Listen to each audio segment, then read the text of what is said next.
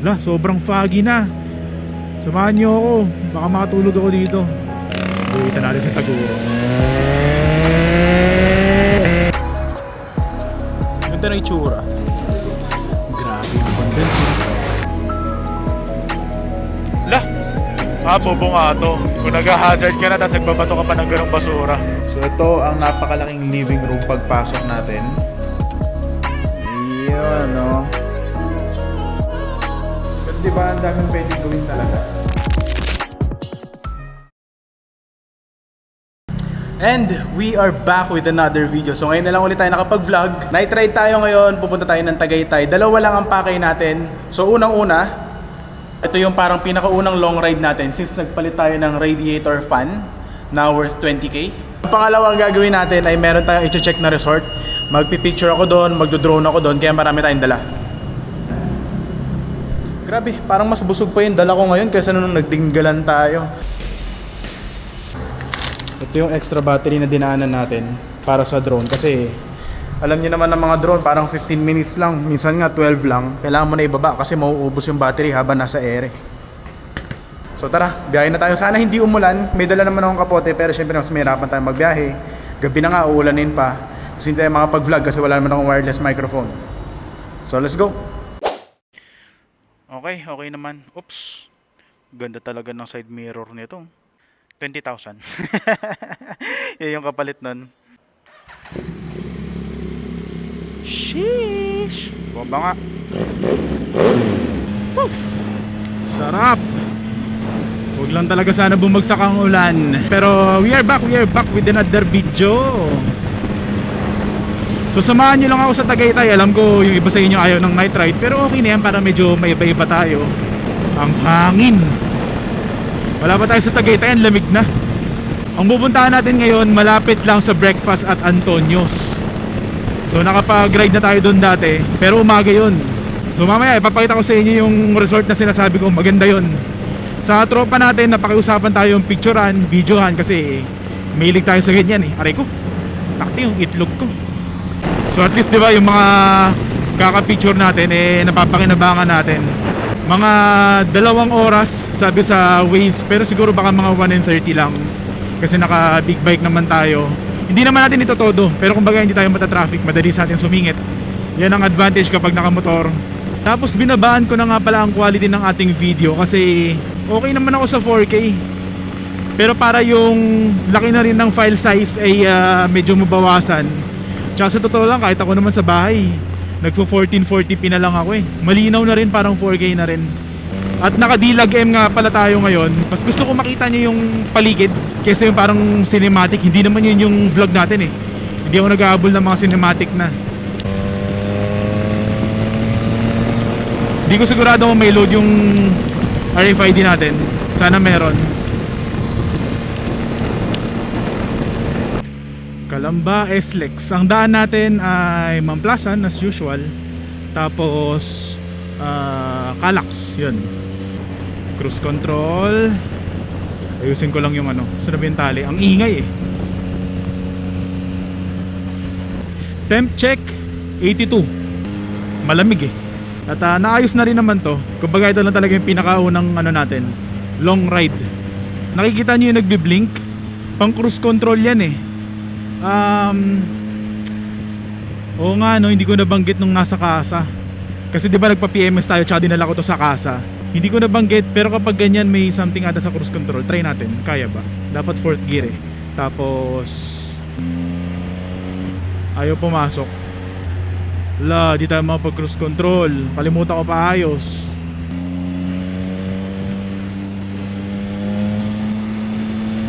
Dilim, nakakailang. Malinaw naman mata ko, nakakailang lang talaga. Alam nyo kapag mga gantong ride, mas kailangan ko kayo. Yan kaya ako nagbablog eh. Ito yung pinakadahilan kasi inaantok ako tsaka nabobore ako. Eh solo pa tayo ngayon.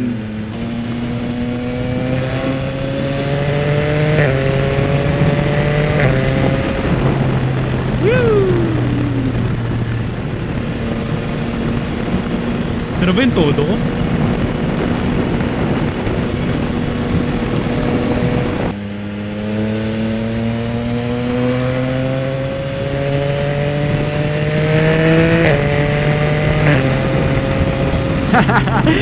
yung masarap sa motor eh.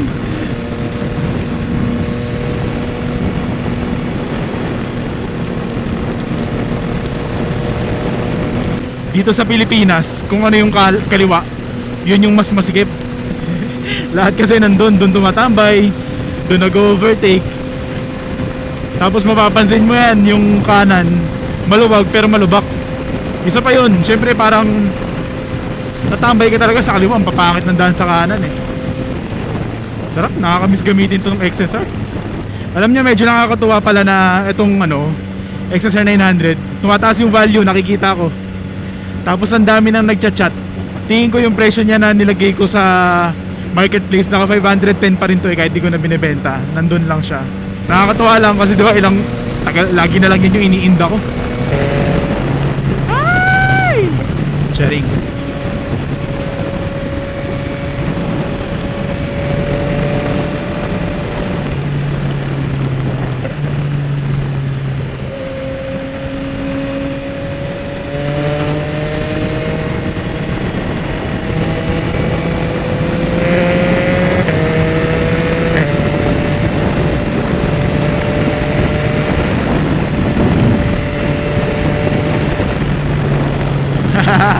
Ang sarap, natutuwa ako. Ngayon na lang ulit ako nagmotor eh. Ito na ba yun? Ito yun eh, yung nahaharangan, di ba? Yung lagi kong nalalagpasan. Well, di naman tayo mag-stop, pero ito yung meet up. Parang nalagpasan ko yung Mamplasan na exit. Kasi Santa Rosa to eh. Yung first exit nito, hindi na tayo makakapag-Calax. Ay, nako. Hindi na nagbago. Kano kaya ang damage? 1-1. Oh, may 1-1. Nice. Pero mukha namang okay yung temp ng motor natin. So, check. Bukas may part na tong video. Ayun naman, umaga natin matetest. Pero tingin ko okay na to. Oh, silaw si ate. Sorry po. Sundan ko kaya siya. Demonyo. Joke lang ate. Bangis, bomba pa yan. Walang helmet eh oh. Ang cute nitong nasa likod, para siyang yung kapatid ni Taguro yun, di ba? Yung nakasampa. Ganyan din pagkakasampa nun eh. Ito yung chime buhok. Buhitan natin si Taguro.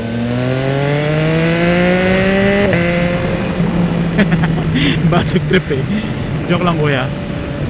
Ito quick tip lang naalala ko kasi ngayon na lang naman ako nag-vlog at saka hindi ko kine-claim na magaling ako, pero para dun sa mga nagsisimula pa lang, lagi nyong iisipin yung POV ng nanonood. For example, ito at saka katulad nito yung parang EDSA.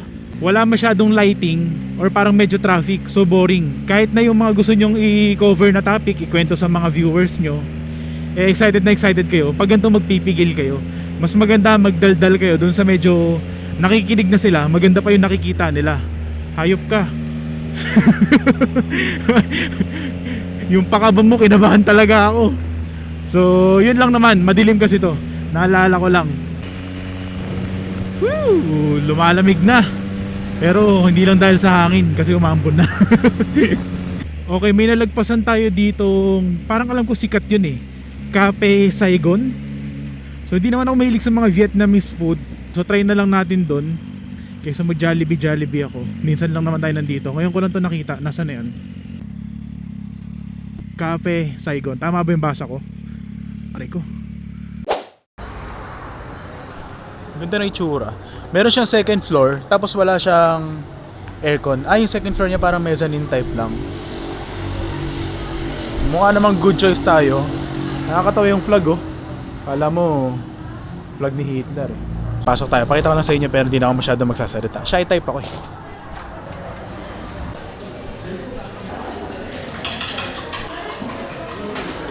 Silipin lang natin yung second floor. Parang mezzanine type lang pala. So, ito yung in-order ko, yung kape nila. Ito daw yung best seller. Pwede na, medyo pangit lang yung lalagyan. Parang gravy ng KFC. Gawin na lang natin patungan. Pakita ko yung menu pero kayo na mag-pause. specialty nila. Sa mga soup. Po. Tapos dito ako umorder sa rice. Sa rice daw nila, ang specialty ay itong pork chop. Tsaka chicken. Alam niyo, i-search nyo na lang. Mas maganda pa. O, basta yung drinks na in-order ko, drink lang pala kasi isa lang. Ay, ito. Yung egg coffee nila. Thank you. So itong egg coffee ngayon ko lang matatry. Actually ito daw yung sikat talaga sa ano yun, pag nanonood daw ng mga Vietnam vlogs. So antayin lang natin yung food, tapos biyahe ulit tayo pumunta doon sa resort na pupuntahan natin. Grabe yung condense. So, sige, cheat day na rin. Hindi na ako masyado bumibili ng coffee kasi ayun nga, kapag mga ganito katamis, mataas sa calories.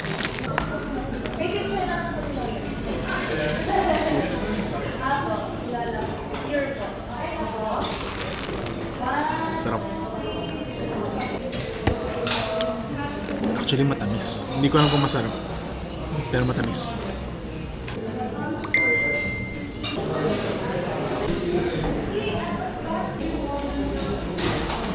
Medyo weird lang yung sauce.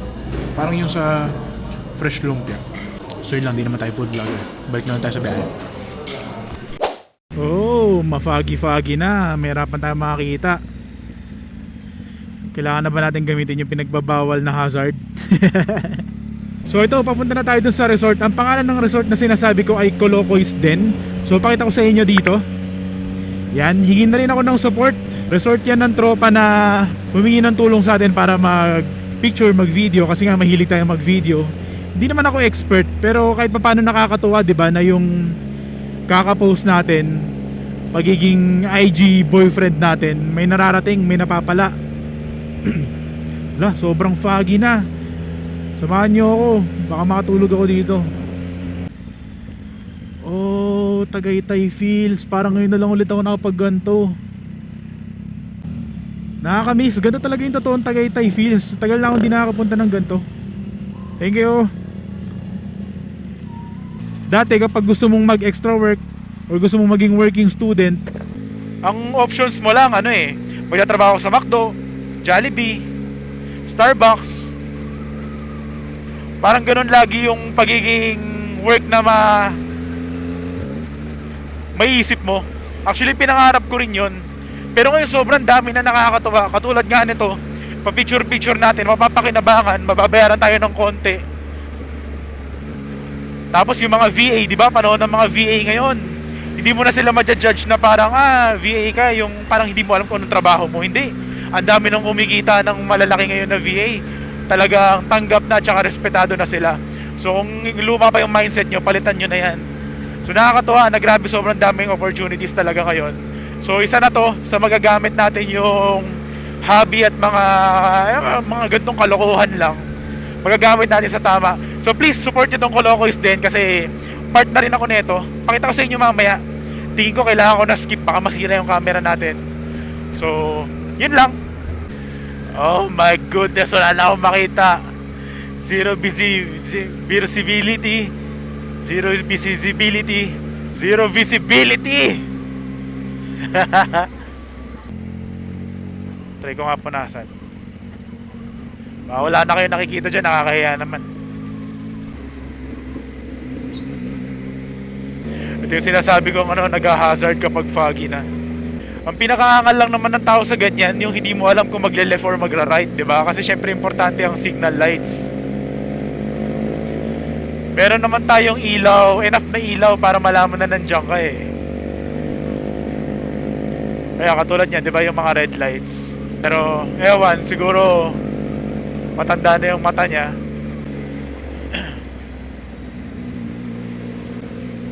Lah, bobo nga to. Kung nag-hazard ka na, tapos nagbabato ka pa ng ganong basura, pinagtatanggol pa man din kita, tapos nagpakilala ka. Visit. Ayun ako. Opya, breakfast at Antonio's. Pag gusto mo mag-breakfast, galing dyan, ay sa resort. Yan. Pagpasok dito sa street, unang kaliwa. Yan, dito left tayo. John's Den, pero hindi yan yun. Colocois Den ang sa atin. Ito ang nasa kanan na side. So ito, nasa Airbnb to at makikita nyo rin sa Facebook. Pinaparentahan to ng may-ari, obviously, kaya nga natin pinapakita. So, i-room tour ko lang kayo, pakita ko kung anong meron. Ito ang napakalaking living room pagpasok natin. Meron tayong mga board games para hindi kayo ma-board.